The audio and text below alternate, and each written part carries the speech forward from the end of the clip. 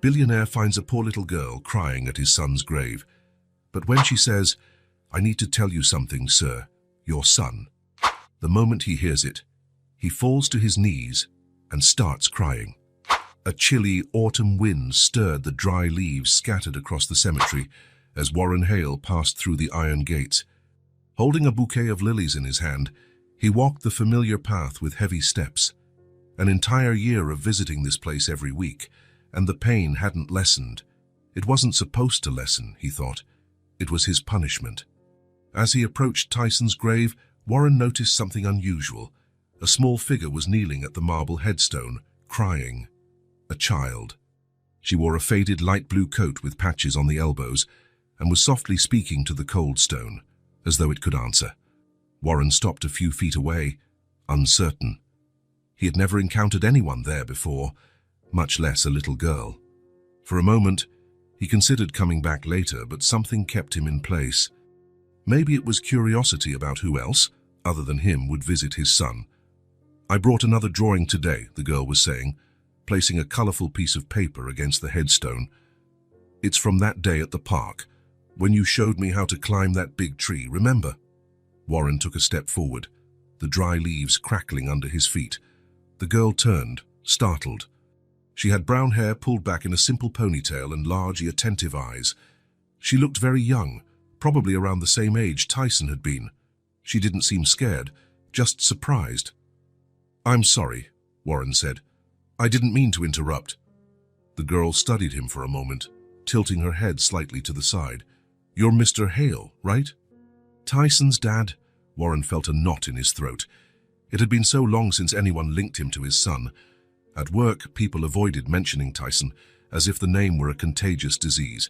"Yes, I am," he answered, taking another step closer.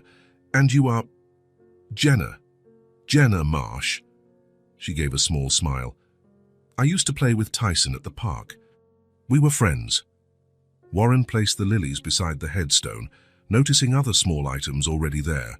A painted rock, a colored feather, some improvised little toys, offerings that weren't from him. "Do you come here often?" he asked, kneeling on the opposite side of the grave. "Whenever I can," Jenna replied, pulling at the sleeves of her coat, which seemed too long for her small arms. "I come to talk to him, tell him what's going on at the park." Warren looked at the drawing Jenna had brought. A big tree, two small children in its branches, simple smiles drawn with well-worn colored pencils. "Did you two play together a lot?" "Every day at the park near his house," Jenna replied. "We made up stories, climbed trees, played superhero." Warren fell silent for a moment, thinking about this part of his son's life he hadn't known, a friendship that must have been important, yet he had never seen it firsthand. "Tyson." He hesitated, his voice dropping. "Did he ever talk about me?" Jenna looked directly at Warren, her wide eyes serious and honest. "He did. He said you worked a lot, like a whole lot, that you almost never had time for him." Her words hit Warren like a physical blow. He felt the air rush out of his lungs. It was true, of course. There was always something more important, a project, a meeting, a client, always something that kept him away from home, away from his son. "I see," he murmured, lowering his head. "But," Jenna continued, "he also said he loved you more than anything, that you were his superhero." Warren lifted his gaze, surprised. "Superhero?" Jenna nodded, now looking excited. "He said you built giant buildings, so tall they touched the sky. That you built bridges across huge rivers, and that one day you two would work together to build the prettiest city in the world." Warren went still, her words piercing his heart like arrows. "He said that. All the time. He had a box full of newspaper clippings about you. Whenever something new came out, he'd cut it out and keep it. He showed everyone at the park." Warren felt his entire body start to tremble. Tyson collected articles about him. He never knew. He never asked. He had always assumed his son wasn't interested in his work, maybe even resented him for always being away. "There was one time," Jenna went on, "he got sad because you couldn't go to his soccer game at school. But then he said it was okay, that you were saving the world in your own way." Warren felt his knees buckle. He couldn't stand anymore. He sank onto the cemetery grass, his legs folding beneath him, He said he wasn't mad, Warren asked in a choked voice. No, he said, my dad is kinda like Superman. He can't be everywhere at once, but he's always doing something important. That was too much for Warren. Something inside him simply gave way, like a dam that breaks under too much pressure. The tears he hadn't been able to shed for so long now poured freely. A sob escaped his throat, then another, and soon he was crying openly, his body shaking with the force of his sorrow. Warren covered his face with both hands, unable to control the tsunami of emotions washing over him. How could his son have seen him this way? Like a hero, he who had missed so many important moments, who was never there when Tyson truly needed him. Jenna watched in silence, unafraid of his reaction. After a few moments, she stepped closer and, hesitantly, placed her small hand on Warren's shoulder. Tyson said you were strong, she said softly, but that you were still just a man. Warren couldn't speak. Years of guilt, regret, and pent-up pain were finally overflowing. He cried for everything he had lost, for every moment he would never get back, for all the precious time he had squandered in exchange for things that now seemed so worthless. I didn't deserve it, he managed to say at last, between sobs. I didn't deserve for him to think of me like that. Jenna reached into the pocket of her worn-out coat and pulled out a folded sheet of paper. I made this drawing for you, she said, handing him the paper. I thought you might like it. With trembling hands, Warren took the paper and unfolded it. 3 figures stood hand in hand, a tall man in a suit, a red-headed boy, and a girl with a ponytail. Above them, in a child's handwriting, were the words, Tyson's family. That was the final blow. Warren clutched the drawing to his chest and let the sobs consume him completely. He didn't care about appearing strong or composed anymore. There was no reason to. I wasn't there, he whispered, words broken by sobs. When he needed me most, I wasn't there. Jenna stayed quiet for a long time, letting Warren cry. When the sobs started to subside, she spoke. Tyson told me something on the last day we played at the park. He said, one day my dad will understand that he doesn't need to build the entire world. Just the part where we can live together. Warren wiped his tears, looking at that small child who somehow managed to convey words that pierced straight into his soul. Thank you, he finally said, voice hoarse from crying, for telling me all this, for showing me how he saw me. Jenna smiled, a small, sad smile. He would have wanted you to know. Warren carefully placed the drawing in the inside pocket of his jacket, near his heart. The sky was growing darker, and the wind was picking up now. It's getting late, Jenna said, glancing at the sky. I should go. Will you come back here?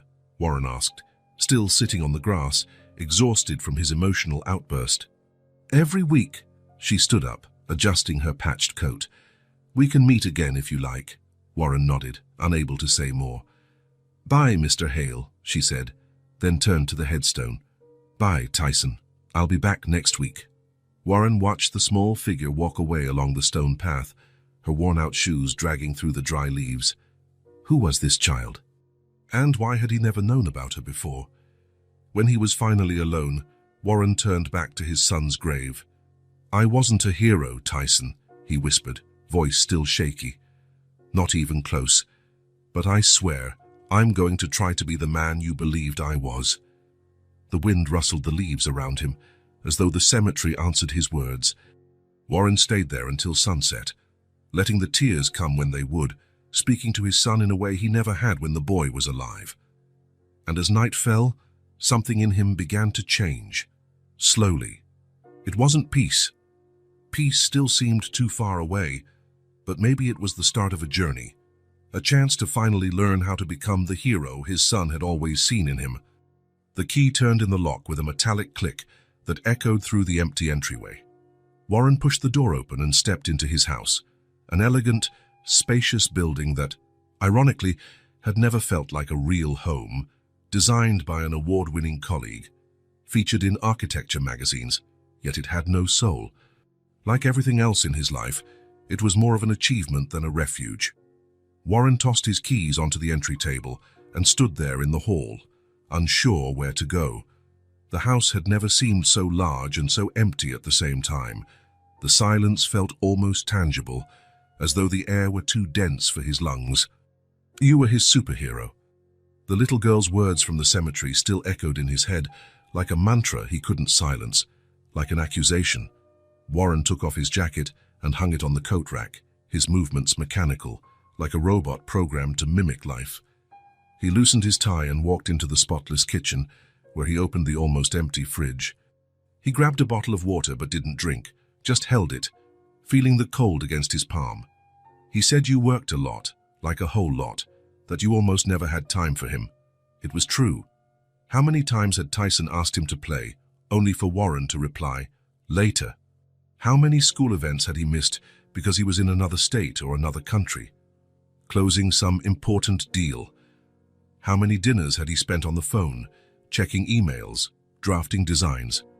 Warren set the bottle on the counter and climbed the stairs, pausing in the second-floor hallway. 5 doors opened onto this corridor: his bedroom, his office, 2 guest rooms that never had guests, and the last door, always closed, Tyson's room. Warren walked toward it slowly, as though approaching a cliff's edge. His hand touched the doorknob but didn't turn it. He couldn't. Not since the funeral. It was as if keeping that door closed somehow kept Tyson alive in a bizarre way, preserved in amber, like a prehistoric insect. As if opening the door would finally admit he was gone forever. My dad is kinda like Superman. He can't be everywhere at once, but he's always doing something important. Warren closed his eyes tightly, but tears slipped out anyway. He slid down to sit on the floor in the hallway, back against the wall, facing the closed door. From his jacket's inner pocket, he pulled out Jenna's drawing. He unfolded it carefully, as though handling an ancient, fragile manuscript. The childlike outlines showed 3 people holding hands. Him, Tyson, and the little girl from the cemetery. Tyson's family, read the shaky lettering. How could a little girl who barely knew his son understand him so well? How could she grasp what Warren, with all his so-called intelligence and success, had never comprehended? Tyson had seen him as a hero, and he'd never known. Warren let his head fall back, gently hitting the wall. The sound echoed in the empty house. The same echo his life had become, an endless reverberation, amplified by emptiness. One day my dad will understand that he doesn't need to build the entire world, just the part where we can live together. He looked at Jenna's drawing again. The 3 figures seemed to gaze back at him as if asking, "What now? What now indeed?" Go back to work tomorrow as if nothing had happened. Keep designing skyscrapers and bridges while his inner life collapsed. Continue ignoring the locked bedroom, the pain, the absence. Warren got up with difficulty, legs numb from sitting so long on the cold floor. He walked down to his office, where he had spent so many nights working while Tyson slept upstairs. There, he kept a bottle of whiskey. For a moment, he thought about pouring a glass, maybe 2 or 3, to drown the memories and silence the voices in his head. His hand was already on the bottle when his eyes caught something on the wall, a framed photo, almost forgotten among diplomas and awards. It showed him and Tyson in Central Park years ago. Tyson was about 4, riding on his father's shoulders, both smiling. One of the rare moments they'd shared together. There weren't many others after that. Tyson told me something on the last day we played at the park. He said, "One day my dad will understand that he doesn't need to build the entire world, just the part where we can live together." Warren put the bottle down without opening it and took the photo in his hands. He ran his fingers over the glass, as if he could somehow touch his son through time, as if he could go back and do it all differently. He returned to the living room and sat on the leather sofa he almost never used. The house was too quiet, too empty. Warren turned on the TV just for the noise, without really watching. He placed the photo and Jenna's drawing on the coffee table, alternating his gaze between the two. In the drawing, Jenna had given the figure representing Warren a smile he hadn't shown in a long time, a smile he feared he might never show again. But there was something in that drawing, beyond the simplicity of a child's pencil lines, something like hope. As if those 3 figures holding hands represented not just the past, but a possibility, a future that could never happen, yet still hovered in the air like an unanswered question. Warren leaned back against the sofa, exhausted. He closed his eyes, but Jenna's words still echoed in his mind, infinitely repeating. He said he loved you more than anything, that you were his superhero. Something strange and indescribable began to stir inside Warren. It wasn't peace, far from it, nor was it acceptance. It was more primitive, more basic. The realization that he couldn't go on like this, that he needed to do something, change something, become something different from what he'd always been. For the first time since Tyson's death, Warren didn't just want to survive the next day. He wanted... what? Even he didn't know. But he felt he needed to live up to that image his son had of him, an image he had never deserved. Warren looked again at Jenna's drawing of the three figures holding hands and felt something break inside him. Not like before, in the cemetery, when everything broke with pain and despair. This time, it was different. It was as if something old and rusted was cracking open to make room for something new. He still didn't know what to do or how to move forward, but for the first time in a year, he felt he needed to try. He owed that much to Tyson, and he owed it to himself. He fell asleep right there on the sofa, clutching the photo and the drawing to his chest. He dreamed of a red-haired little boy running ahead of him, calling for him to follow. 3 days passed since the encounter at the cemetery. 3 days during which Warren barely managed to focus at work. Jenna's words kept playing in his mind, even during important meetings. Sometimes he found himself looking at the drawing he'd stored in his desk drawer, as if that piece of paper held some kind of answer. On the morning of the 4th day, Warren made a decision. He had to find the little girl again. There were questions he hadn't asked, things about Tyson she might tell him, and in a way he couldn't explain, he felt he owed it to his son. But where to look? He didn't know where Jenna lived. He knew only her name, and that she'd played with Tyson at the park. The park. It was a start. Warren drove to the park near Tyson's old school. It was early afternoon, the sky overcast, the temperature dropping. Not many kids were around, a few mums with babies, an elderly couple feeding pigeons, 2 teenagers sharing headphones on a bench. He walked slowly along the paths, not sure exactly what he was looking for. There was a small playground with swings, slides, and a roundabout. A little farther on, a grove of old trees with wide trunks and low branches, perfect for climbing. That was where he saw her, a small figure sitting alone on a wooden bench under an old oak tree, legs swinging because they didn't reach the ground, turning a leaf around in her hand. Warren approached cautiously, unsure what to say. When he was just a few feet away, she looked up as though sensing his presence. Mr. Hale. Her eyes lit up in recognition. "Hi." "Hi, Jenna," Warren replied, stopping in front of her. "May I sit down?" She nodded, sliding over a bit, though there was plenty of space on the bench. "How did you find me?" she asked, curious. "You mentioned you played with Tyson in this park. I thought you might be here." Jenna smiled slightly, a small, reserved smile. "I come here almost every day. It's peaceful." Warren glanced around. The park was indeed quiet, the kind of silence you only get on weekdays when most kids are at school. "Don't you go to school?" he asked, then immediately regretted it. He sounded accusatory. "I mean, no, I don't," she answered simply, without offense. "Not since..." She left the sentence unfinished, going back to examining the leaf in her hand. It was a maple leaf, red and yellow at the edges, already starting to dry. "Not since," Warren gently prompted. Jenna shrugged, a gesture that seemed too mature for her age. "Not since my grandma died, a few months ago." Warren felt a tightening in his chest. "I'm sorry." "It's okay," she replied, still looking at the leaf. "I was already used to being alone. She worked a lot, you know. 2 jobs. Housekeeping at a hotel in the morning and a restaurant at night." Warren swallowed hard.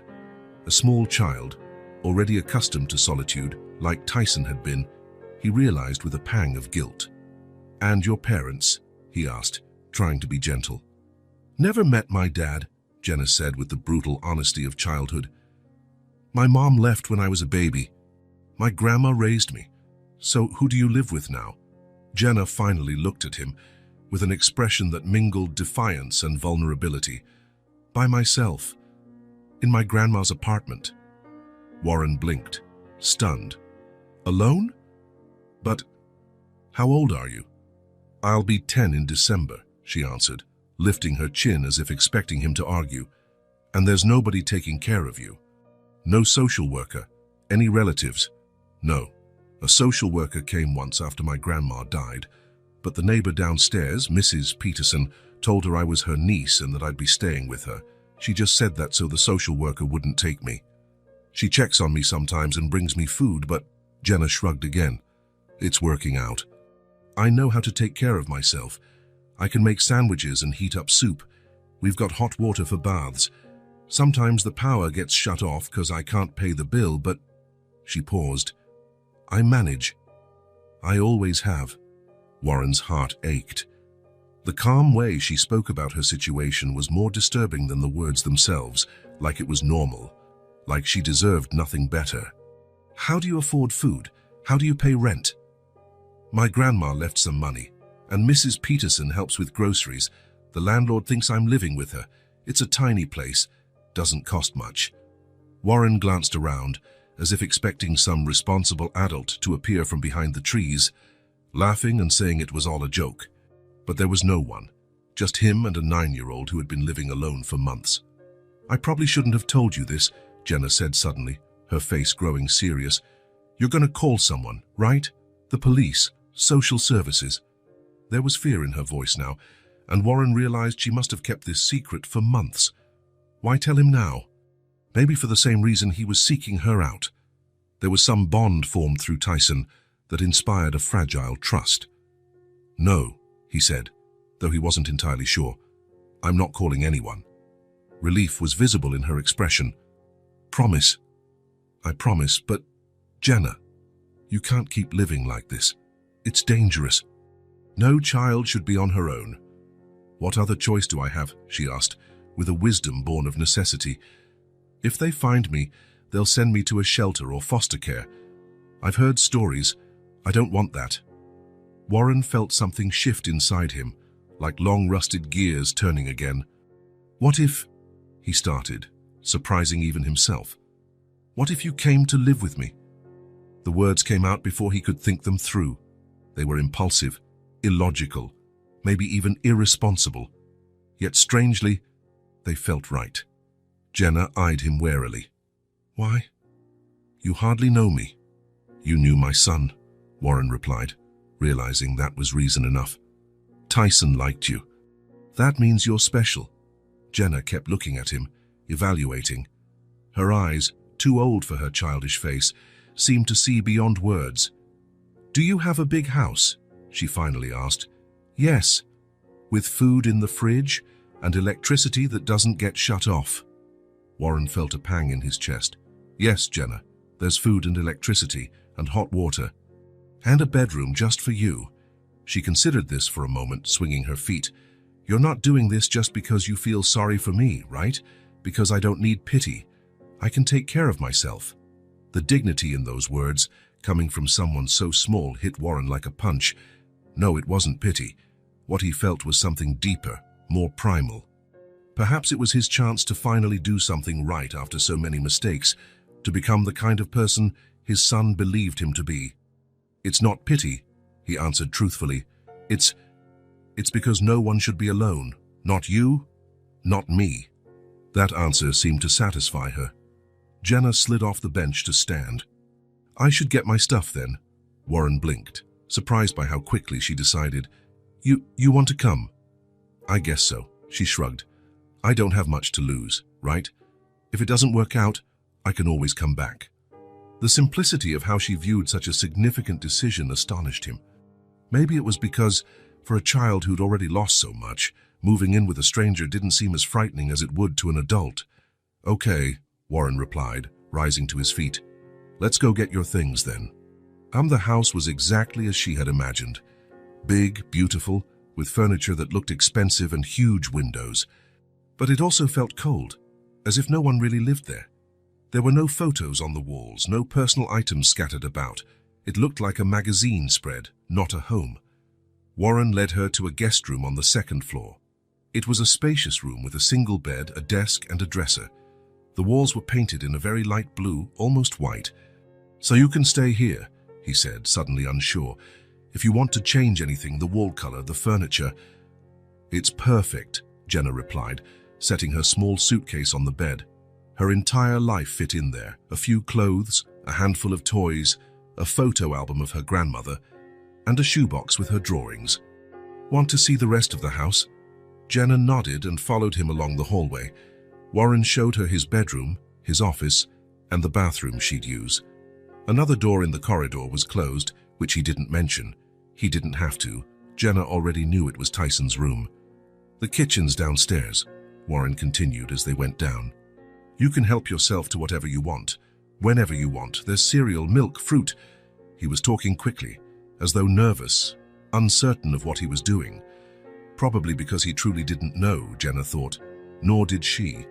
The kitchen was large and modern, with appliances that looked hardly used. Warren opened the fridge, showing its sparse contents. "We'll need to buy more groceries," he said, sounding embarrassed. "It's okay," Jenna replied, still taking in the house. It was so different from the small apartment where she'd lived with her grandma. There, space was tight, but it was alive. Here, space was abundant, but something was missing. "You must be hungry," Warren said, checking the time. It was almost dinner time. "A little. I can order pizza. Do you like pizza?" Jenna nodded. Warren grabbed his phone and placed the order without asking her which toppings she preferred. He seemed to realize his mistake once he hung up.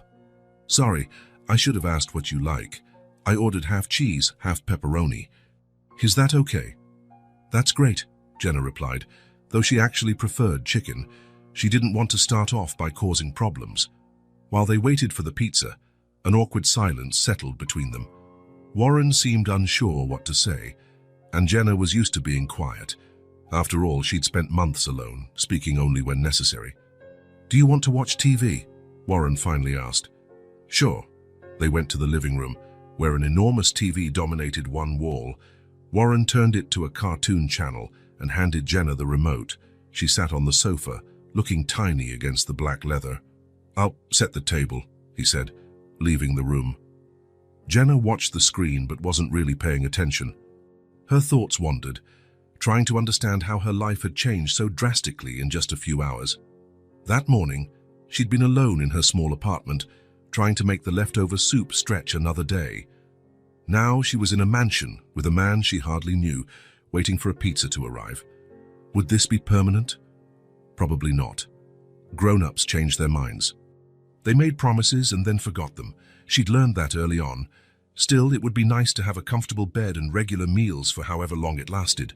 The doorbell rang, announcing the pizza delivery. Warren answered and returned with a large box, the aroma of melted cheese filling the room. "Let's eat in the kitchen," he said.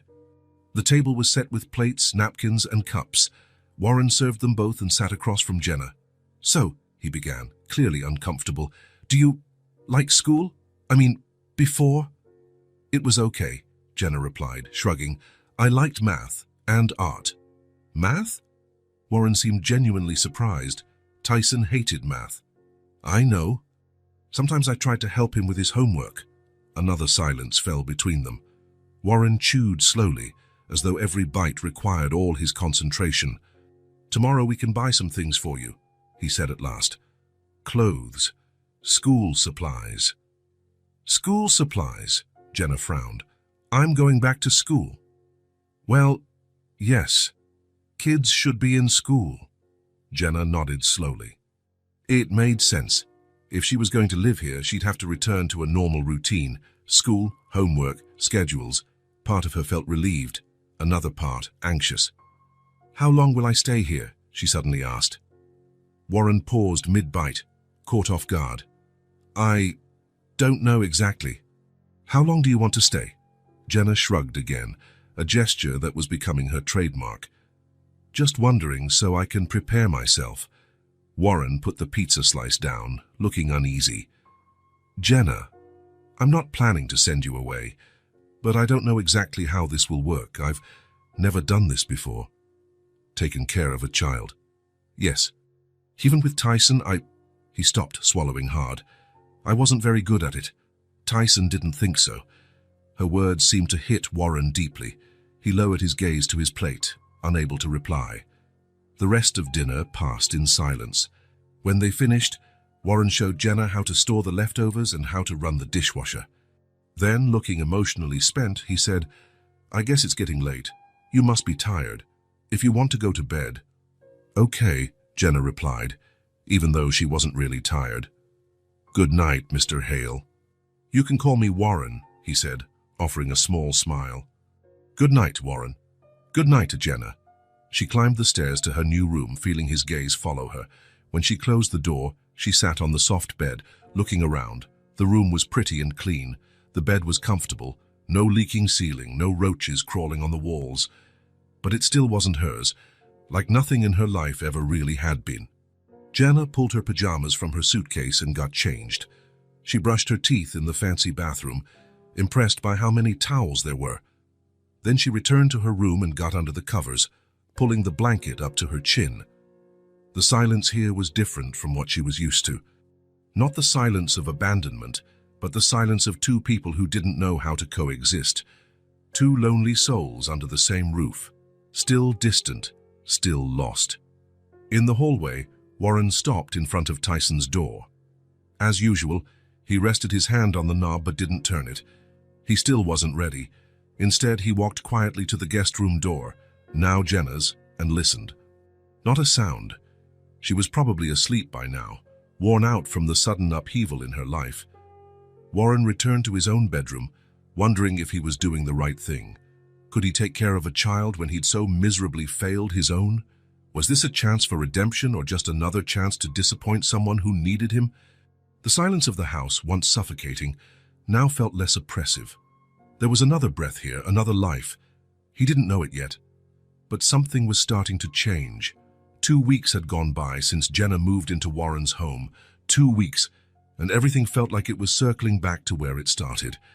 As if that moment of connection at the park had been just a distant dream, an illusion of change that was now dissolving in the haze of routine. In the beginning, there had been an effort. Warren took Jenna shopping for clothes, school supplies, and even some toys. He enrolled her in the same school Tyson had attended. He stocked the fridge with enough food to fill every shelf. He did all the practical things, all the outward gestures necessary, but his heart remained closed, locked away like Tyson's bedroom door at the end of the hallway. By the third morning, Warren was back at the office. "I've got important meetings," he explained, tightening his tie in front of the mirror. "I'll try to come home early." He did not that day or the next. The promise of getting home early became as empty as the house itself during the day.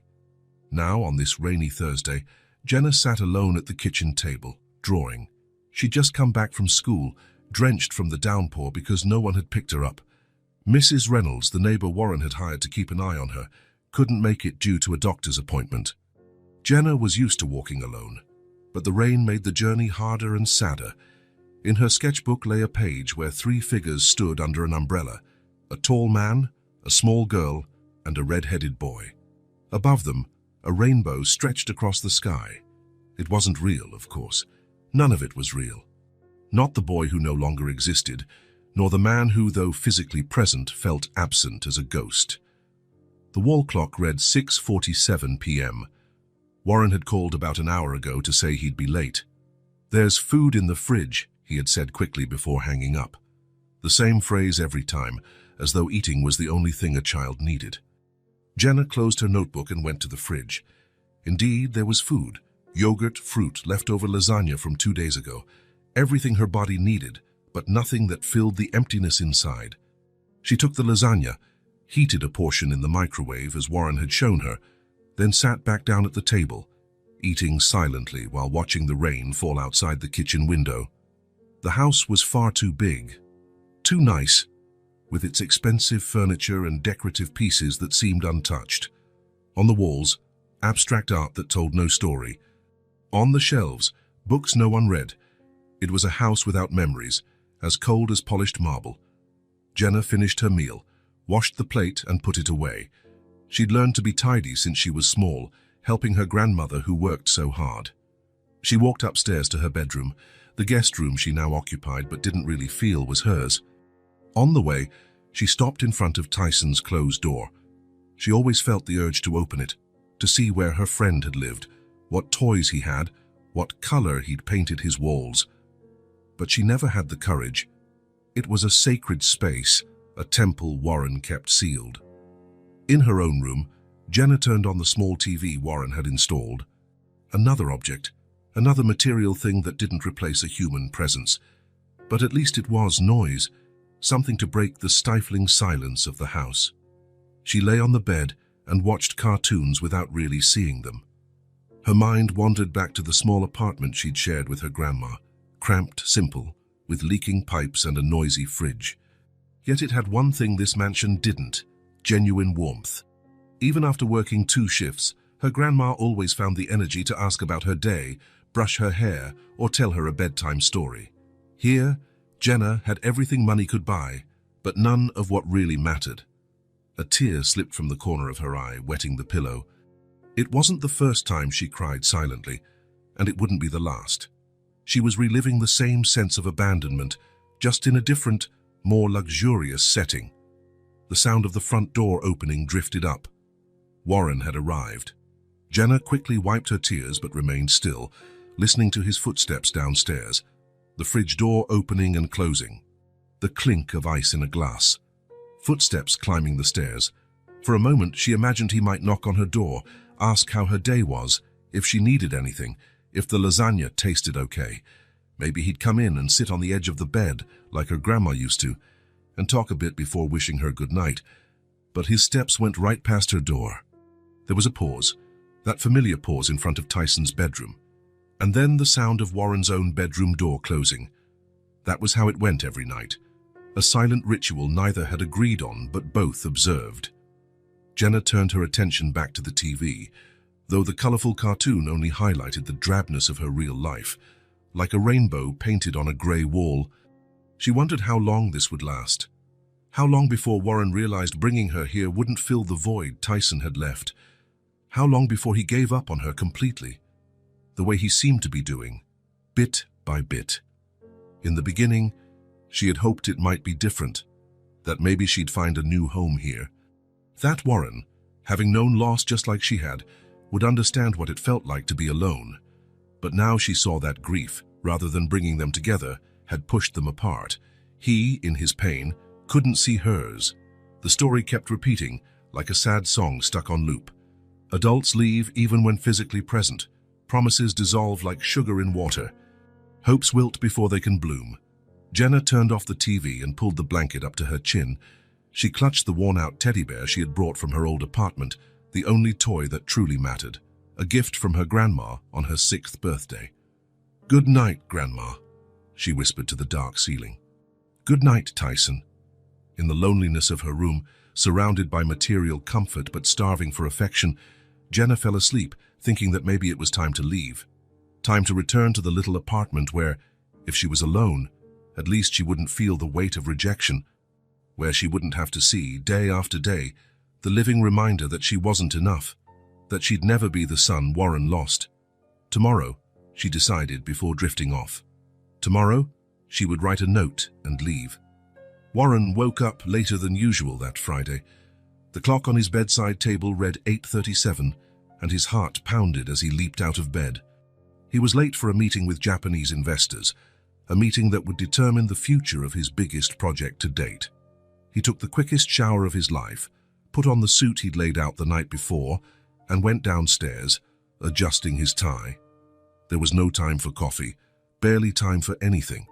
He walked right through the kitchen toward the door leading to the garage. It was only when he grabbed his car keys that a thought crossed his mind.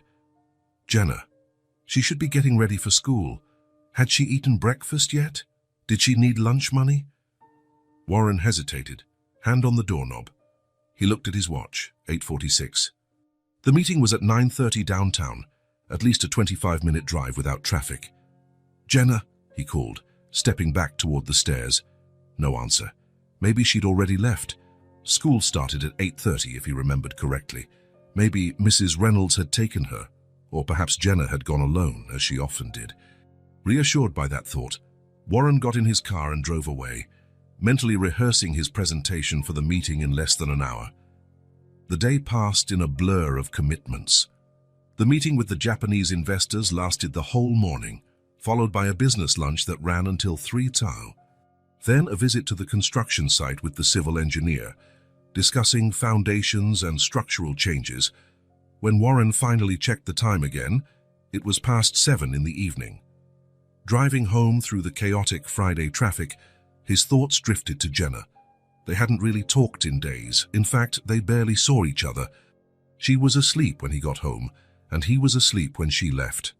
A flash of guilt washed over him. He was repeating the same pattern he'd had with Tyson, present in theory, absent in practice, providing material things, failing in emotional presence. Maybe he could make it up to her this weekend. They could do something together on Saturday, a walk in the park, maybe a movie. What kind of film would a child her age like? Warren really had no clue. With these vague plans forming, he finally arrived home a little after 8. The lights were off, which was unusual. Jenna normally left at least the entry light on. Warren opened the door, calling out as he entered, "Jenna, I'm home." Silence. Absolute, oppressive silence. He turned on the lights, glancing around. The living room was empty. The kitchen, too. No TV sounds, no sign of another human presence beyond his own. "Jenna?" he tried again, heading upstairs. Her bedroom door was open. The room was dark, untouched. Warren flicked on the light and felt a chill run down his spine. Her school books, usually piled on the desk, were gone. The worn-out teddy bear she kept on her bed was missing. The hairbrush, colored hair ties, and the few personal items Jenna owned, none of them were there. Warren stepped inside, heart pounding. He opened the closet to find empty hangers. The dresser drawers were empty too. It was as though Jenna had never lived there. That was when he spotted the folded paper on the pillow. With trembling fingers, Warren picked it up and unfolded it. One single sentence, written in that familiar childlike handwriting. "Now I understand why Tyson missed you so much." Warren sank onto the bed, the note still in his hands.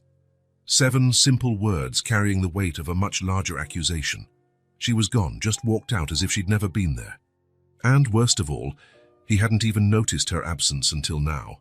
How many hours had it been? Had she left in the morning for school and decided not to come back? Or had she left before dawn? He didn't know. He had no way of knowing. He'd spent the entire day not really thinking about her, except for that brief moment before leaving the house. Warren stood, left the room. The note crumpled in his fist. The sense of déjà vu was suffocating. The silence, the painful absence, the gnawing guilt. He'd known it all too well. He reached for his phone. He had to call someone. The police? The school? Was this a police matter, or should he call a social worker? He didn't know where Jenna had gone, but he had a strong guess. She'd probably gone back to that old apartment, that run-down place she'd lived in alone. He pulled his phone out of his pocket, but paused before dialing any number. What would he say? That a child under his care had run away because he was incapable of being present. That he, a wealthy adult with every resource available, had failed to give attention to a little girl who'd already lost everything. The phone slipped from his fingers and landed on the carpet with a dull thud. Warren pressed his hands to his face, feeling the exhaustion of years weighing him down. Without thinking, his feet carried him to the closed door at the end of the hallway, the door he never opened, the untouched sanctuary that held Tyson's memory. Warren stopped in front of it, like he did every night. His hand reached the knob as usual, but this time, something was different. This time there was not just pain, but realization. For the first time, he saw the pattern. Losing Tyson wasn't just a tragedy, but a lesson he'd refused to learn. His absence from his son's life hadn't been limited to the final days. It had been a pattern for years. And now, he was repeating the same mistake with Jenna. Warren felt his legs weaken. He slid down with his back against Tyson's door. For a long moment, he just sat there, breathing heavily, weighed down by the truth he could finally face. "Forgive me, son," he whispered to the closed door, voice trembling. "I'm doing the same thing to your friend. I'm repeating it all. I have to change before it's too late again."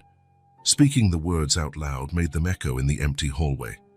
It was the first time Warren admitted aloud what his heart already knew. Lack of time wasn't what kept him from Tyson, or now from Jenna. It was fear. Fear of getting close, of caring too much, of loving and losing again. He'd lost Tyson by never truly being there, and now he risked losing Jenna for the same reason. The difference was that Tyson was gone forever. But Jenna was still out there somewhere. There was still time to fix this if he had the courage. Warren stood up, determination replacing despair. He had to find Jenna. He had to bring her back. More than that, he had to change. Not just say he would change, not just want to change. He had to choose to truly become different. He picked up the phone from the floor and dialed Mrs. Reynolds' number. Perhaps she had noticed something earlier in the day. "Hello?" The older woman's voice came after 3 rings. "Mrs. Reynolds, it's Warren Hale. Sorry to call so late." "Mr. Hale, I was just about to call you. I'm worried about little Jenna. She didn't show up at school today. The principal called me to ask where she was." Warren felt his heart clench. So Jenna had left before daybreak. "She's not here," he replied heavily. "She left a note. She's gone." "Oh my goodness," Mrs. Reynolds exclaimed. "Have you called the police?" "Not yet, but I think I know where she might be," Warren said, drawing a deep breath. "I'm going to find her now. Would you like me to come with you?" "No, thank you. This is something I need to do alone." Warren hung up and, without wasting another second, grabbed his keys again. He headed downstairs, Jenna's note still crumpled in his pocket. He paused only to pick up the spare key to the girl's apartment, one he'd kept after moving her belongings. He stepped into the cold night, his determination growing with every step. He would find Jenna. He would bring her home. And this time, he would truly be there for her, not just physically, but wholly. It was a promise he made not just to her or to Tyson, but most of all to himself. As he drove through the dark streets, Warren wondered what he would say to her. How would he explain that he finally understood? How would he convince a child who had been abandoned so many times to trust him again? He didn't know. But for the first time in a long time, he was willing to genuinely try. The car sped along the main avenue, taking him toward the older, simpler neighborhoods. Toward the small, run-down apartment where Jenna had lived alone after her grandmother's death. Toward a chance to right his wrongs before it was too late, before history could repeat itself entirely. Warren glanced at the night sky through the windshield. The stars gleamed, distant and indifferent to human tragedies. Yet somehow, in that vastness, he almost felt Tyson watching, hoping his father would finally learn the lesson he'd tried to teach in life, that he didn't need to build the entire world, just the part where they could live together. Night deepened as Warren drove through the city streets. First, he checked Jenna's old apartment, but the place was dark and empty. He knocked on her neighbor, Mrs. Peterson's door. She said she hadn't seen the girl. He checked the lobby, the nearby playground, the corner store where Jenna sometimes bought bread. No luck.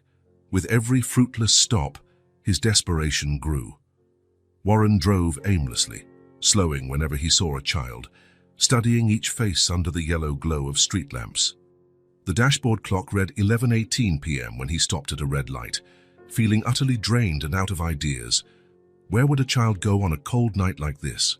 Where would she feel safe? Then he remembered. Jenna's words echoed in his memory. "We used to play in the park near his house. We'd make up stories, climb the trees." The park, where Jenna and Tyson had built their friendship, where she might feel closest to the friend she'd lost. Warren made a sharp turn, ignoring the angry honk of another driver. He sped along familiar roads until he reached the municipal park, just a few blocks from his home.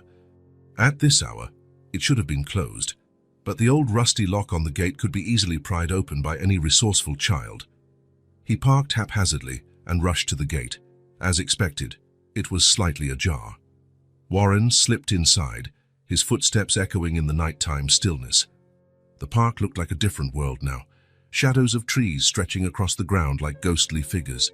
Empty swings swaying in the breeze with the occasional creak. "Jenna," he called, his voice unnaturally loud in the silence. "Jenna, are you here?" No answer. Warren headed toward the playground. In the dim light from distant street lamps, he made out the shapes of the slide, the roundabout, the swings, all empty. He was about to give up when he noticed a slight movement at the top of the slide, a small silhouette huddled in the darkness. "Jenna," he called again, approaching slowly so as not to scare her. The figure moved but remained still. Warren climbed the slide ladder carefully, feeling the cold metal under his palms. At the top, he saw her. Jenna was curled up in the small space, hugging her knees to her chest. She wore the same faded blue coat she'd had at the cemetery. Her little backpack sat beside her, probably containing everything she owned in the world. "Hi," Warren said softly, almost in a whisper. Jenna lifted her gaze. Her eyes were red and swollen, but dry, like she'd run out of tears and now only resignation remained. "How did you find me?" she asked, her voice rough. "I remembered what you said about playing here with Tyson." Warren sat beside her, leaving a small space. "I tried to think where I would go if I were you." Jenna nodded slightly, returning her gaze to the empty park. "I came to get you," Warren continued.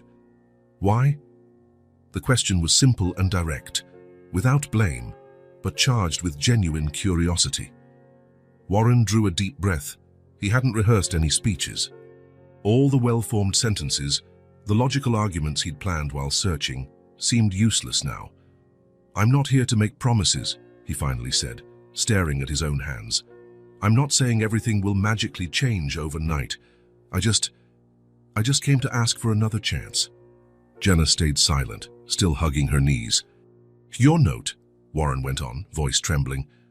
"What you wrote made me realize something I should have understood a long time ago." She finally looked at him. "What?" "That I'm treating you exactly like I treated Tyson. I'm physically there, but I'm not really there. I'm in the same house but miles away." Warren swallowed hard, fighting back tears. "And the worst part is, I know how much it hurts. I saw it in his eyes, and now I see it in yours." Jenna studied Warren intently. There was something different in his eyes that night, something she hadn't seen before. An unguarded vulnerability, a raw honesty that had been buried beneath layers of pain and distance. "I don't know if I can change completely," he admitted. "I don't know if I can promise to never work late again or be the best caretaker you deserve, but I can promise I'll try. Really try this time." Warren held out his hand, not to pull her, but as an invitation. "Will you come home with me? Please?" Jenna stared at the outstretched hand, then at Warren's eyes. For a long moment, she just looked at him, as if searching his face, his expression. Then, slowly, she unfolded from her curled position and, instead of taking his hand, threw herself against Warren's chest in a sudden, desperate hug. Warren froze for a second, startled by the unexpected gesture. Then his arms wrapped around her, holding her as though he feared she might vanish. Something broke inside him again. That dam, already cracked, finally collapsed completely. Tears came, hot and uncontrollable, rolling down his face as silent sobs shook his body. He cried for Tyson, for Jenna, for himself, for all the lost time and all the unspoken words. "I'm sorry," he whispered through his sobs, voice muffled against her hair. "I'm so sorry, Jenna." He felt her small arms tighten around his neck, her face buried against his shoulder. He couldn't tell if she was crying, too. He just knew that. In that moment, something was changing between them. Some invisible barrier dissolved in the cold night air. They stayed like that for a long time, huddled at the top of the slide. A grown man and a little girl, two lonely souls who'd found each other through shared grief. When they finally pulled apart, Warren saw a subtle difference in Jenna's eyes. There was an understanding there beyond her years, a near-adult comprehension, as if she'd somehow grown through these last few days apart. "Shall we go home?" he asked, wiping his tears with his coat sleeve. Jenna nodded, picking up her backpack. "Let's." They climbed down the slide together, Warren going first and extending a hand to help her with the last steps. She accepted his help, but he noticed a new strength in her grip, a steadiness that hadn't been there before. They walked side by side toward the car, the space between them smaller now, but still present. Some things wouldn't change overnight. Trust would have to be rebuilt slowly, day by day. But for the first time since Tyson's death, Warren felt there was a real chance for a new start, a chance to do things differently, to be different. As he drove back home, Jenna silent in the passenger seat, he made a silent promise to Tyson, to Jenna and to himself. This time he would be present, truly present. And maybe, just maybe, they could build something resembling a home. The first days after Jenna's return were strange, marked by a silence different from before. Not the silence of distance, but of anticipation, like they were both holding their breath, waiting to see if things would really be different now. On Monday morning, Warren did something he had never done before. He called the office and announced he would be working from home for the rest of the week. Family matters, he explained to his partner, Robert Shee, who was surprised. In 15 years of partnership, Warren had never taken time off for family matters. When Jenna came downstairs for breakfast, already dressed for school, she found Warren in the kitchen attempting, unsuccessfully, to make pancakes. "Good morning," he said, turning around with the pan in hand and an embarrassed look. "I think these didn't turn out so great." Jenna eyed the misshapen, slightly burnt pancakes. A shy smile appeared on her face. "Can I try?" she offered. Warren handed her the pan, relieved. "Please." Side by side, they prepared breakfast.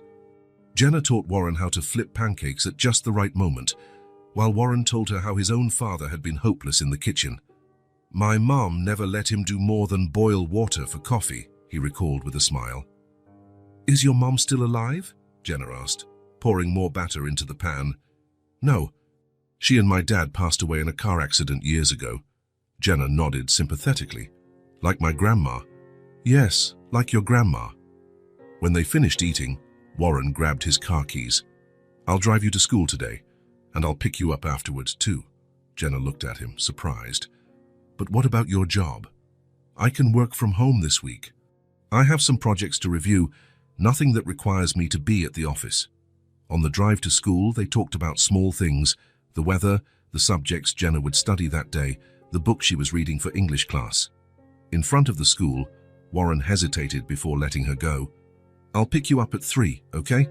Jenna nodded as she got out of the car. Then, before shutting the door, she turned back to him. "You really will come, right?" The question held no reproach, only genuine uncertainty, like she'd been let down too many times to fully believe. "I will," Warren promised, meeting her gaze. 3 on the dot. "I'll be right here." And he was. At 2:55, he was already parked outside, 5 minutes early, scanning the gates anxiously. The relief he felt upon seeing Jenna was strange, as though part of him had feared she might disappear again. He waved, and her small smile when she spotted him was worth more than any multi-million-dollar contract he'd ever signed. The next day, the routine repeated, and the next, breakfast together, talk during the drive to school, Warren working at home, picking her up promptly at dismissal. In the evenings, changes were even more noticeable. Instead of locking himself away in his office, Warren started making dinner with Jenna. He didn't know much beyond the basics, but he was learning. Together they made pasta, attempted to roast chicken which turned out slightly undercooked, and even tried a lasagna that, surprisingly, was good. During dinner, Warren asked questions, not the perfunctory, "How was your day?" but more specific ones that showed he was truly paying attention. "How did your science project presentation go?" "Did the teacher like your idea about soil erosion?" Jenna, shy at first with so much attention, gradually opened up. She talked about school, classmates, and the books she enjoyed. Sometimes she mentioned Tyson, recalling moments they had shared at the park. Rather than changing the subject as he once would have, Warren listened, smiling at the funny stories, asking questions about their adventures. It was painful, but in a different way. Pain mixed with gratitude that he could learn parts of Tyson's life he'd never known. One Wednesday after dinner, Warren suggested they watch a movie together. They picked an animated film about a lonely robot who finds love and purpose caring for a tiny plant. Jenna loved it. Warren found himself more moved than he cared to admit, especially in the scenes where the robot protected the plant against all odds. Over the weekend, they went to a toy store. Warren said Jenna could choose anything she wanted. She walked among the shelves, looking at everything with interest but showing no real desire, until they reached the doll aisle. Her eyes lit up when she spotted a simple rag doll with brown yarn hair and a blue dress. It was nothing compared to the more elaborate electronic dolls, but somehow it called to her. "That one?" Warren asked, surprised by her modest choice. Jenna nodded. "She looks like me." Warren glanced from the doll to Jenna and smiled. There really was a resemblance in the hair color and gentle expression. "Then let's take her home." That evening, after dinner, they sat on the sofa to watch another movie. Jenna held her new doll in her arms, occasionally adjusting its blue dress or smoothing out its yarn hair. Halfway through, Warren noticed Jenna had fallen asleep. Her head rested on a cushion, the doll clutched tightly, her face peaceful in a way he had rarely seen since they met. Warren turned off the TV and watched her for a long moment. Something about that scene deeply touched him. A small child who finally felt safe enough to doze off, no longer bracing herself for more loss. Gently, so as not to wake her, Warren lifted Jenna in his arms and carried her upstairs. She barely stirred, instinctively nestling against his chest, still holding the doll firmly. As he tucked her into bed and pulled the covers over her, Warren felt something shift within him. A certainty that had been growing these past days solidified in his mind. The next morning at breakfast, Warren set his mug on the table and looked directly at Jenna. "I have something important to tell you." Jenna looked up from her cereal, alert. "These last days, since you came back, they've been different for me." "Good. Better than anything I've felt in the past year." Warren paused, choosing his words. "And it made me realize something about you, about me, about us." Jenna waited, her eyes focused on him. "I want you to be my daughter. I want to adopt you, officially."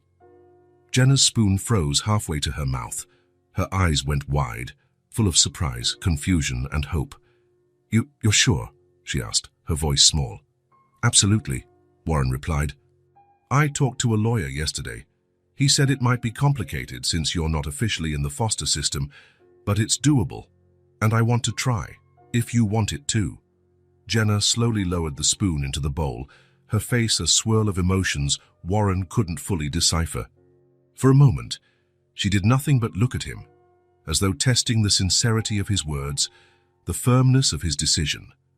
Then, without a word, she stood, walked over to him, and stopped in front of his chair. She still said nothing. Suddenly, she wrapped her arms around his neck. This wasn't a desperate hug, like the one in the park. It was steady, determined, almost grown up in its purpose. It was the hug of someone making a conscious choice, not someone clinging to a lifeline. Warren hugged her back, feeling her small body tremble slightly against his. "Is that a yes?" he asked quietly. Jenna just nodded against his shoulder, unable to speak. She didn't need to. The hug said everything. The decision was made, by both of them. The adoption process started faster than Warren expected. His lawyer, impressed by his determination, expedited the initial paperwork, and their first meetings with a social worker were scheduled for the following week. It was a quiet Saturday afternoon. Warren was in the living room, working on his laptop to organize the documents needed for the process, while Jenna was sprawled on the carpet, drawing. She had colored pencils scattered all around, and that new rag doll, whom she had named Lucy, rested nearby as though supervising the art. The doorbell rang, surprising them both. They weren't expecting visitors. "I'll get it," Warren said, standing up. He opened the door to find Robert Sullivan, his business partner of 15 years.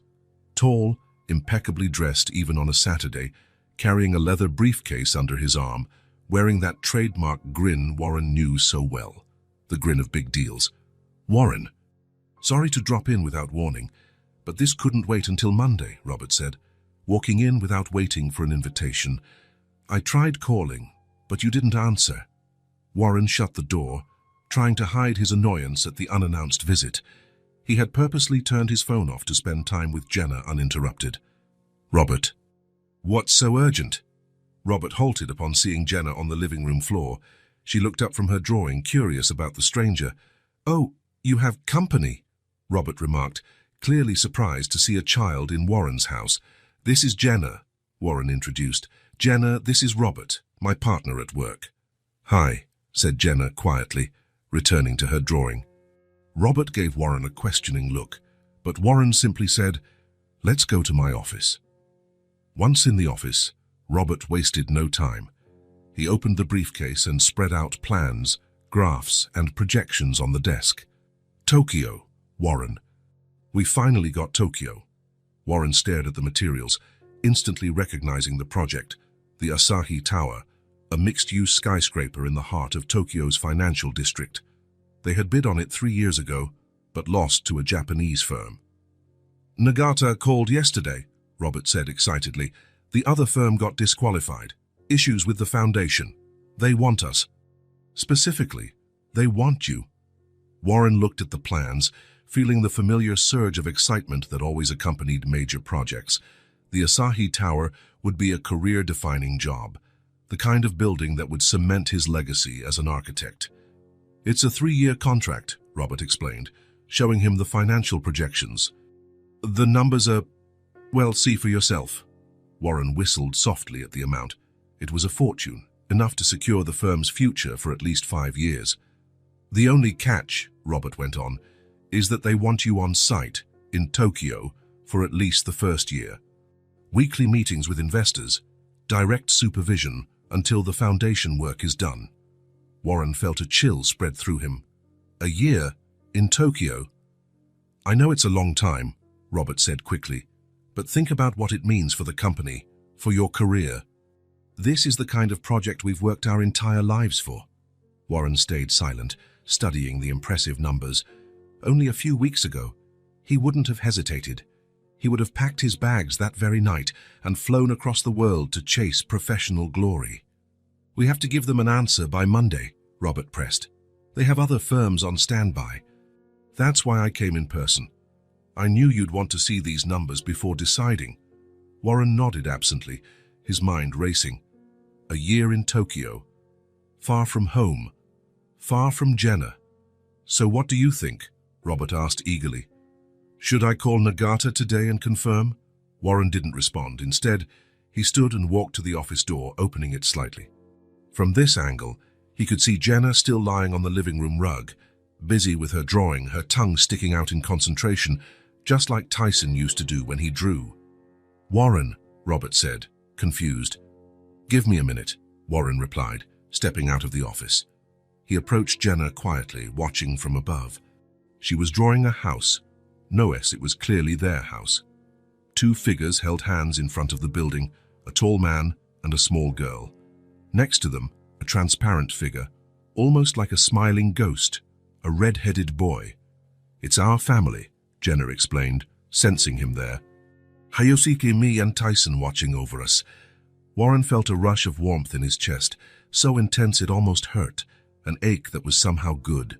The ache of a heart that had begun to feel again after a long slumber. He returned to the office, where Robert waited impatiently, fiddling with the documents. "Well?" Robert asked. "This is the opportunity we've been waiting for." Warren looked again at the drawings and the staggering figures, everything this project represented for his career. Then he looked through the slightly open door at Jenna in the living room. For the first time in many years, the choice was easy, obvious, undeniable. "No," he said, surprising even himself with the firmness in his voice. "No," Robert repeated, stunned. "What do you mean, no?" "Warren, did you see these numbers?" "I did," Warren said calmly, "and I'm saying no. I can't go to Tokyo. I can't be gone for a year. But this is the Asahi Tower." "It's the project you've always wanted," Warren smiled. Not the tense and professional smile he wore in meetings, but a real, peaceful one. "I already have what I need, Robert. Now she needs me." Robert followed Warren's gaze toward the living room, where Jenna continued drawing, oblivious to the conversation that would decide her future. "The girl?" Robert asked, astonished. "Is she some relative's daughter?" "No," Warren replied. "She's my daughter, or she will be, once the adoption is final." "Adoption?" Robert slumped into a chair, utterly taken aback. "Warren, are you sure? That's a huge decision." The most important I've ever made. Robert studied his friend and partner's face. He had known Warren for nearly 2 decades, had seen him lose his wife, bury himself in work, grow distant from Tyson, then spiral into guilt and grief after Tyson's death. The man before him now seemed different.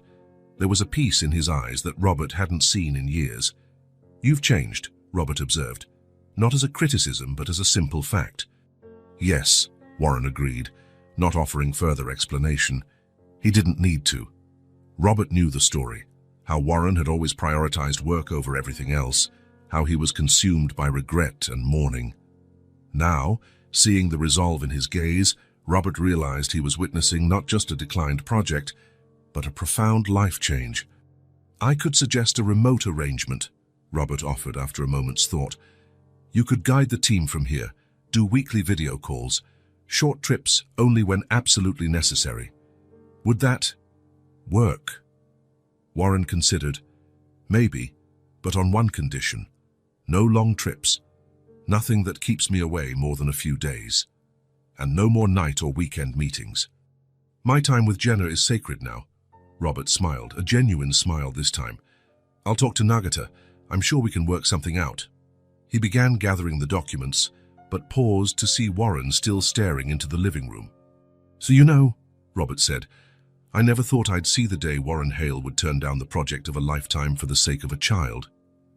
Warren grinned, not taking his eyes off Jenna. "Neither did I. But here we are."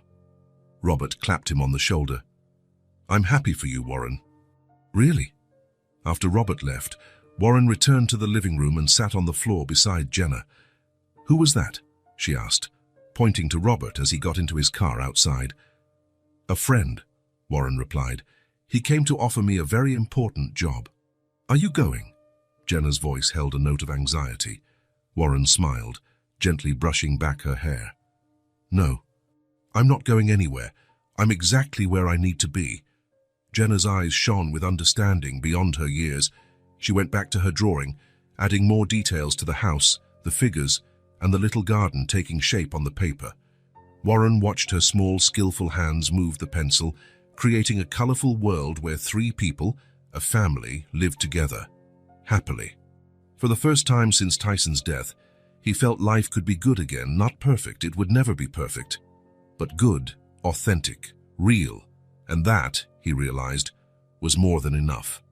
Saturday arrived with that golden sunlight that only shows up in late fall, warm in appearance but not in touch, illuminating the dry leaves on the lawns without melting the thin layer of frost.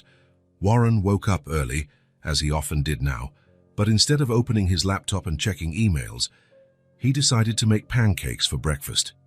They still weren't perfect. Some came out slightly burned at the edges, others a bit raw in the middle, but they were edible, which was a major accomplishment for a man who, until a few weeks ago, barely knew where the pots and pans were stored in his own kitchen. "Jenna," he called from the foot of the stairs.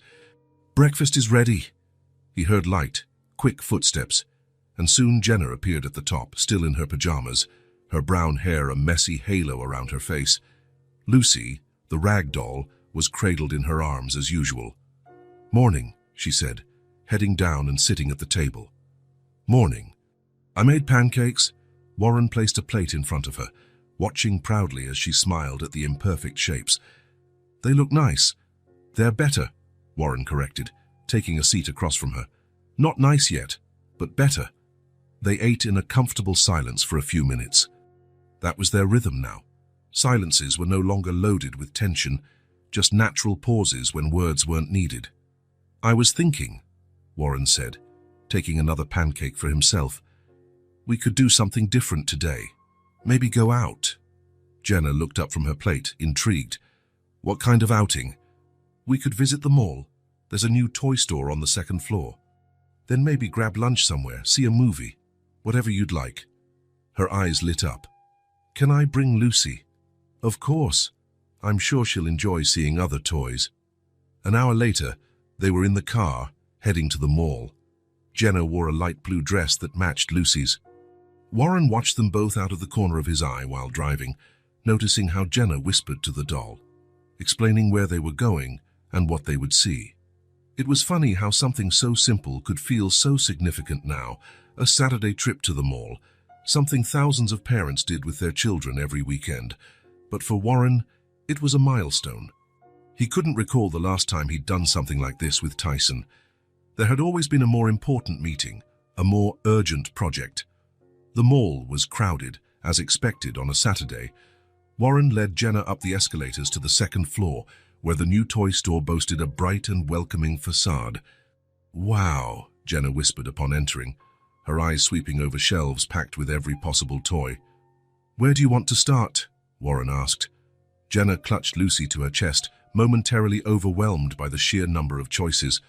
"I'm not sure. There's so much. Let's just look around then." "Say, what's here?" They wandered through the aisles, pausing to examine board games, stuffed animals, and puzzles. Jenna showed interest in everything, but didn't linger too long, until they reached the doll section. Her eyes settled on a larger doll than Lucy, with brown hair that could be styled and clothes that could be changed. "Do you like that one?" Warren asked, noticing her interest. Jenna nodded timidly. "She looks like me, and like Lucy, too. They could be sisters." Warren smiled. "Do you want to get her?" "Can I?" The genuine surprise in her voice still tugged at his heart, like gifts were something utterly rare in her life. "Yes. That's why we're here." Jenna carefully picked up the doll, studying every detail of its face, the outfit, the tiny shoes. She can be Lucy's big sister, she decided. They kept moving through the store, now with the new doll, whom Jenna decided to name Olivia, alongside Lucy in her arms. Then, as they passed the section with toy cars, Warren stopped abruptly. There, on the third shelf, was a bright red remote control car. Not exactly the same, but incredibly similar to the one he'd bought for Tyson on his last birthday, a gift the boy had barely gotten to use before falling ill. "You okay?" Jenna asked, noticing his pause. Warren blinked, returning to the present. "Yeah. It's just, Tyson had a car like this." Jenna looked at the toy with renewed interest. "Did he like it?" "He loved it. It was red, just like this. Red was always his favorite color." Warren picked up the car, examining it with a mix of nostalgia and sadness. He used to play in the backyard, making obstacle courses with rocks and sticks. The memory was bittersweet, but more sweet than bitter, Warren realized with some surprise. Before, any memory of Tyson stabbed him with almost physical pain. Now there was also warmth, a gratitude for having had those moments at all. "We could buy it too," Jenna suggested softly. Warren looked at her, surprised. "Would you like that?" "Yes. We could play in the backyard like he did." The simplicity of her suggestion nearly undid him. It wasn't pity he saw in Jenna's eyes, but real understanding, a desire to share not just the present, but the memories as well. "Tyson would have liked that," Warren said, placing the car under his arm. "He'd be happy watching us here," Jenna added, showing a wisdom beyond her years. Warren nodded, at a loss for words for a moment. He inhaled deeply, steadying himself. "Let's see if there's anything else you might like," he finally said, extending his free hand toward Jenna. She took it, shifting Lucy and Olivia into one arm.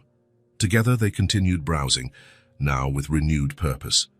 It seemed like an ordinary scene at first glance, a man and a child hand in hand in a toy store on a Saturday morning.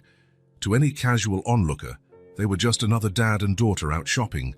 But for Warren and Jenna, and perhaps even for Tyson's spirit, gently hovering over them, it was so much more. It was the proof that people can change, that hearts hardened by grief can soften again, that it's never too late to become the father, the man, the human being one should have been from the start. In that bright, bustling toy store, there were no fireworks or angelic choirs to signal a grand epiphany. Just a man holding a child's hand, carrying a red toy car under his arm, smiling a smile that finally reached his eyes. It might seem small, but it was everything. Warren Hale, the renowned architect who built skyscrapers that touched the clouds, had finally constructed something infinitely more valuable. A second chance, a home, a family. He had at last become the man his son had always known he could be. Days went by one after the other, without major events, just small shared moments that, added together, turned a house into a home. Routine, once an empty burden to both, now carried weight and color. Mornings started with breakfast together. Warren had finally mastered the art of pancakes and occasionally tried his hand at omelets, sometimes to Jenna's amusement. Their conversations flowed easily, with no lingering tension or fear of saying the wrong thing. "There's a field trip next week," Jenna mentioned one morning, spreading jam on her toast. "We're going to the Science Museum." "Sounds fun," Warren said. "Do you need a signed permission slip?" "Yeah, and they also asked for a parent chaperone." "Volunteers." Warren looked up from his coffee cup. "Would you like me to go?" The smile she gave him was all the answer he needed. Evenings meant dinner at the kitchen table, no longer in awkward silence, but sharing stories of the day. Warren had shifted more of his work to home, arranging meetings so he could pick Jenna up from school. Robert adapted well to the changes, realizing a more balanced Warren was a more effective professional. After dinner, sometimes they watched a movie, other times they played board games, Risk, Monopoly, Clue, all of which Warren had bought on impulse one afternoon. Jenna always won at Clue. Her sharp mind made connections that surprised him. "You should be a detective when you grow up," he joked after yet another defeat. "Nah," Jenna replied seriously. "I want to build things, like you and Tyson." Warren felt that familiar ache in his chest, but it was warm now, pride and tenderness mixed together. On weekends, they tended the backyard. Warren had never been into gardening. He used to hire a service to keep the lawn neat and the plants alive. But Jenna was interested, so soon they were planting flowers, herbs, even a small tomato plant. "My grandma said taking care of plants teaches patience," Jenna explained, patting soil around a newly planted geranium. "So your grandma was a wise woman," Warren said, watching her small hands work. Music also returned to the house. One night, while rummaging through a forgotten shelf, Warren found an old jazz record. He hadn't played music in a long time, associating it with painful memories of Tyson, who loved classic rock that Warren used to play on rare Sundays. "What's that?" Jenna asked, seeing the record in his hands. "Music," Warren replied, blowing dust off the cover. "John Coltrane. It belonged to my father." With some difficulty, he found the old record player in the basement and set it up in the living room. When the needle hit the vinyl and the first saxophone notes filled the room, the atmosphere changed. The house, which for so long had been just a space, gained a new dimension. That night, Warren told Jenna stories about his own father, how he used to play sax in his spare time, how he collected jazz records. He also spoke about Tyson, about how the boy used to sit on the living room rug listening to Pink Floyd or Led Zeppelin with his dad on those rare free Sundays. "At least he had good taste in music," Warren joked. He was surprised to find himself smiling while talking about his son, not with that crushing sadness as before, but with a gentle longing. Jenna smiled more too. Her face, once constantly serious, lit up as she shared stories about school or jokes she learned from friends, or whenever she discovered something new. Her laughter, once as rare as rain in the desert, now echoed through the house regularly. On a random Tuesday, driving back from a brief office visit, Warren had an idea.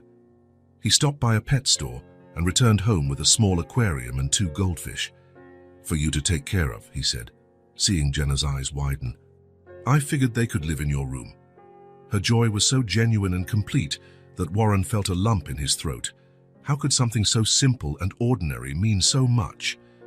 That same night, after Jenna was asleep, Warren climbed the stairs to his own room. As usual, he paused in front of Tyson's closed door at the end of the hall. But this time, his hand on the doorknob didn't tremble.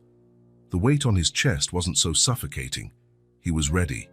With a smooth turn, he opened the door for the first time in over a year. The scent hit him first. That familiar mix of Tyson's smell, colored pencils, and the superhero deodorant he insisted on wearing even though he was still so young. Everything was exactly as he'd left it. The bed neatly made, toys arranged on shelves, drawings on the walls. Warren stepped inside carefully, as if walking on sacred ground. He touched the desk where Tyson did his homework, the bookshelf full of adventure novels. the collection of toy cars meticulously lined up. On the nightstand sat a framed photo of Warren and Tyson at an amusement park, both grinning after a roller coaster ride. He remembered that day, one of the rare times he'd cancelled a commitment to spend time with his son. Warren sat on the edge of the bed, holding the photo frame. Tears welled up, but they felt different this time. They weren't tears of despair or guilt, just longing. Love. "It's okay, son," he whispered to the silent room. "You're still here." And he was.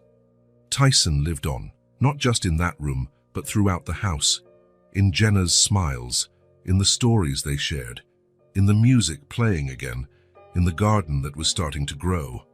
The pain hadn't disappeared, and maybe it never would, but it had transformed into something else, something he could live with. A love reshaped, no longer destructive, but constructive.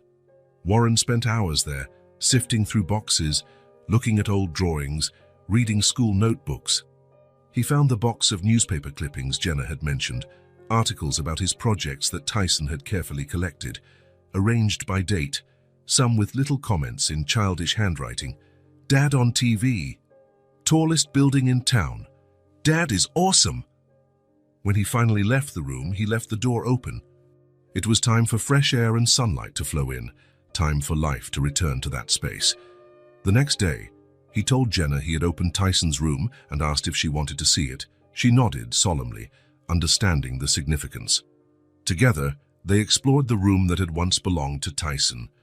Jenna touched his toys reverently, browsed the books, and smiled at the drawings. "He drew really well," she commented, looking at a rocket illustration he had made. "Like you," Warren replied. In the days that followed, the dynamic between them changed subtly. It was as if the last barrier had fallen. Jenna began spending time in Tyson's room, sometimes drawing at his desk, sometimes just sitting on the bed, talking to her dolls, or reading one of his adventure books. Warren didn't mind. In fact, it comforted him to see the room in use again, filled with new life. Tyson would have liked that, he was sure. One morning, about 2 weeks after the door had been opened, Jenna came to breakfast wearing a mysterious smile. "I have a surprise," she announced, "but it won't be ready until this afternoon. You'll be home, right?" "I will," Warren said, intrigued. "Any hint about this surprise?" "It's a performance, in the backyard." 4 o'clock, she said cryptically. Then, after a pause, "Just the two of us." All day, Warren watched Jenna darting in and out of the backyard, hauling art supplies, colored fabric, even some folding chairs. She refused any help, insisting she had to do it all herself. At 4 sharp, Warren appeared in the backyard, wearing the dress shirt and neatly pressed pants Jenna had requested. He found a single chair placed in front of a makeshift stage made of cardboard boxes draped with a white sheet. A sign, painted in bright letters, read, "The girl who found a dad." "Have a seat," Jenna instructed, emerging from behind a tree. She wore a dress Warren didn't recognize, probably something she'd crafted herself from scraps of fabric layered over her usual clothes. Warren did as told, both curious and touched by her dedication. Once he sat down, Jenna turned on a small radio she'd set up. Soft instrumental music began to play, likely borrowed from the old records they'd rediscovered. The performance began. With endearing seriousness, Jenna acted out the story of a girl who lost everything, who lived alone, who'd given up on expecting anything from life. She used mime, exaggerated expressions, and movements that resembled an improvised modern dance. The story progressed, showing how she met a sad man in a cemetery, moved into a big cold house, and still felt alone despite living with him. Warren felt a lump in his throat, recognizing their own story through Jenna's eyes. Then came the moment of her escape, their reunion in the park, her return home. And finally, the real transformation. The house filling with color, laughter returning, plants blooming in the yard, music resounding in once silent rooms. The finale depicted the girl and the man tending a garden together, planting a small tree that grew until it touched the sky. Above them was a red-headed boy, portrayed by a drawing Jenna held overhead, smiling down at them from the sky. When the music stopped, Jenna took a formal bow, her face serious despite the blush on her cheeks from the effort. Warren applauded, tears streaming freely down his face. He had never seen anything so simple, yet so profound, so honest. Jenna approached, sitting on the grass at Warren's feet. "Did you like it?" she asked, the childlike insecurity returning after her confident performance. "It was the most beautiful thing I've ever seen," he replied, his voice thick with emotion. Jenna smiled, relieved. Then, gazing at the sky where the first stars were starting to appear, she said, "Tyson would be happy." Warren looked up, imagining his son watching from somewhere, maybe perched on a particularly soft cloud, maybe shining from a particularly bright star. "So am I," he answered, swallowing hard. They sat there on the grass, watching the daylight fade into evening. They didn't need big words or grand gestures anymore. The simplest things had gained immeasurable value. A shared silence, hands joined, a silent certainty that, no matter what, they were together now. A family, not by blood or obligation, but by choice, by love. December 12th dawned bright and perfect, as if it were a gift from the sky. Warren woke up early, long before usual, a pleasant anxiety pulsing through him. He moved quietly around the house, careful not to wake Jenna. This was her day, and everything had to be perfect. In the living room, he hung clusters of balloons in her favorite colors, blue and yellow, from the ceiling and walls. In the kitchen, Mrs. Reynolds was already baking the chocolate cake with strawberry frosting Jenna had mentioned weeks ago. Soon, the decorator arrived with floral arrangements, and the caterers with covered trays, soda bottles, and tubs of ice cream. The house, once cold and lifeless, was now transforming into a place of celebration. Before waking Jenna, Warren stopped at Tyson's room, now always open. The space had changed over the last few months. It still held Tyson's belongings, but now it had new elements. Jenna's drawings hung beside Tyson's, her books sat next to his on the shelves, and the red remote-controlled car they had bought was displayed in a place of honor. It was no longer an untouched shrine, but a living space, where Tyson's memory coexisted with Jenna's presence. Smiling, Warren went to Jenna's room and tapped softly on the door. "You awake?" The door opened to reveal Jenna in her pajamas, her hair messy but her eyes bright and alert. "Morning," she said. "Today's the day, right?" "It is," Warren confirmed, handing her a rectangular gift wrapped in silver paper with a fancy bow. "Happy birthday, Jenna." She took the present with great care, opening it gently without tearing the paper. Inside was a leather-bound photo album in her favorite shade of blue, with her name embossed on the cover. On the first page was a recent picture of the two of them in the backyard. On the second page, an older photo of Tyson and Jenna at the park, found among Tyson's things. The rest of the pages were blank, waiting for new memories. "For us to start our own family album," Warren explained. "There's plenty of space to fill." Jenna ran her fingers over the cover, then hugged Warren tightly. "Thank you." "There's more," he said, gesturing to a larger box by the bed. Inside, she found a light blue dress, simple, delicate, and brand new. Jenna held it up in awe. "It's for you to wear today," Warren said, "for your party." Jenna's eyes widened. "Party? There's a party. Of course, it's your birthday. Birthdays deserve parties." A slow smile spread across her face. "Who's coming?"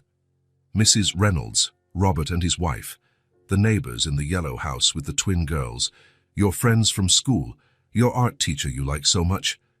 Jenna looked stunned. "All that are for me?" Warren nodded, feeling a pang at the realization that, at 10 years old, a birthday party was something completely new to her. "Is there a cake?" she asked in a small voice. "Chocolate with strawberry frosting, and ice cream too." Jenna hugged the dress to her chest, her eyes shining. "Thank you," she said again, finding no other words. "Go get dressed," Warren said, kissing the top of her head. "Guests start arriving at noon." Right at noon, the doorbell started to ring. In no time, the house was full. Kids running around the backyard, adults chatting in small groups, upbeat music playing in the background. A normal birthday party to many, but extraordinary to someone who'd never had one. Jenna drifted among the guests in her new blue dress, moving with an almost adult-like grace. She accepted gifts with genuine gratitude, talked politely with grown-ups, and played with the other children. Yet there were moments when Warren caught her standing to the side, watching everything with wonder, as if she couldn't believe it was all for her. During one such moment, he approached her. Jenna stood a little apart, watching the kids bounce in the inflatable castle he'd rented. "Enjoying the party?" Warren asked. "It's the most incredible thing that's ever happened to me," she said, with absolute sincerity. Warren smiled, that familiar warmth blossoming in his chest, a mix of joy for giving her this experience and sadness for knowing it was all new to her. "I've never had this before," Jenna murmured, gazing at the party as if it were a fragile dream. Warren got down on one knee beside her so they were eye level and pulled her into a firm hug. "You'll have it from now on," he promised, voice quivering. "Every year." Jenna hugged him back, resting her face against his shoulder. When they finally pulled apart, she wore a smile, full and unguarded, the kind of smile he'd worked so hard to bring back since the day they met. "Go on," he urged. "It's your party." He watched her run off to join her friends, the blue dress fluttering like butterfly wings behind her. Then he looked around at his once empty house, now filled with life. What he saw went beyond decorations and guests. He saw a new beginning, a second chance. A new life built on the foundations of two people shaped by loss, but now defined by what they found in each other. He remembered where they started. Him, a man broken by guilt and grief, unable to open his son's bedroom door. Her, a lonely child used to not being seen, to not mattering. And now, they were celebrating together. She was surrounded by friends and presents. He was able to smile again, able to think of Tyson with love instead of just pain. The once closed door now stood open, the room filled with light and renewed life. "Time for cake," Mrs. Reynolds called, placing the chocolate cake in the middle of the living room. 10 candles flickering like little beacons. Everyone sang happy birthday while Jenna beamed. "Make a wish," Warren said. Jenna closed her eyes for a moment, then blew hard, putting out all the candles at once. Applause broke out, and soon the cake was being sliced and passed around. "What did you wish for?" Warren asked when they had a quiet moment alone. Jenna smiled, a smile far too wise for a 10-year-old. "I can't tell you, or else it won't come true." Warren nodded, respecting her secret, but somehow, looking at her radiant face, at the vibrant house and the open future, he suspected he already knew, and that was it. 2 pasts marked by loss, 2 presents filled with love, a new life built with patience and presence. It wasn't perfect. It never would be. Pain and longing still showed up at unexpected times. Tyson remained an absence felt daily. But now there was room for more, for laughter alongside tears, hope alongside longing, a future finally worth living. Warren surveyed the party around him. More than just a birthday celebration. It was a celebration of something he'd once believed impossible, that happiness was still within reach, that broken hearts could mend, that families could be rebuilt in unexpected ways from the shards tragedy left behind. He looked at Jenna, surrounded by her friends, carefully cutting her birthday cake with ceremonious pride, and felt an absolute certainty. Whatever wish she'd made blowing out those candles, he would do everything in his power to make it come true. Because that's what parents do.